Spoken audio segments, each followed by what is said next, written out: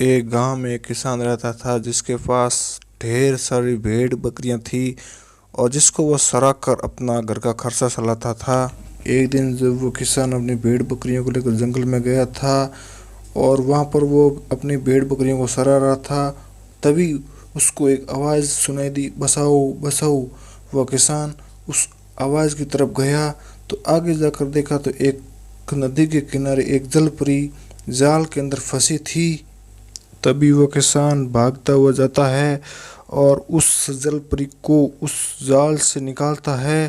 तभी जलपरी बहुत प्रसन्न और खुश हुई और उस जलपरी ने उस किसान को एक डंडा दिया और कहा, आप इस डंडे को घुमाओगे, आपके मन पसंदीद भोजन तैयार हो जाएंगे।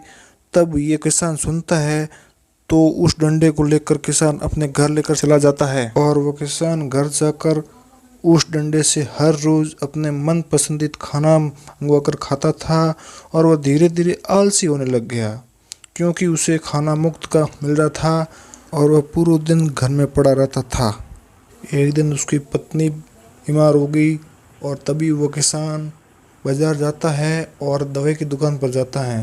तभी वो दुकानदार बोल रहा है, अरे भाई आजकल कहाँ रहते हो, कहीं भी आते नहीं हो और काम भी नहीं करते हो, तुम्हारा घर का खर्चा कैसे चलता है और तुम्हारे बच्चे स्कूल जाते हैं या नहीं, और आजकल तुम्हारे बच्चे भी आवारा हो गए हैं, पूरे दिन गलिया के अंदर घूमते हैं।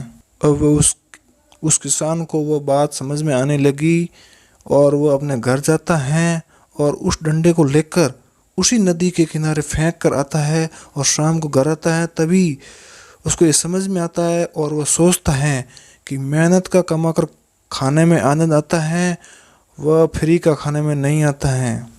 ये कहानी हमें ये सिखाती है कि हमेशा मेहनत का कमाओ और ज़िंदगी में कभी भी किसी भी काम का आलस मत करो।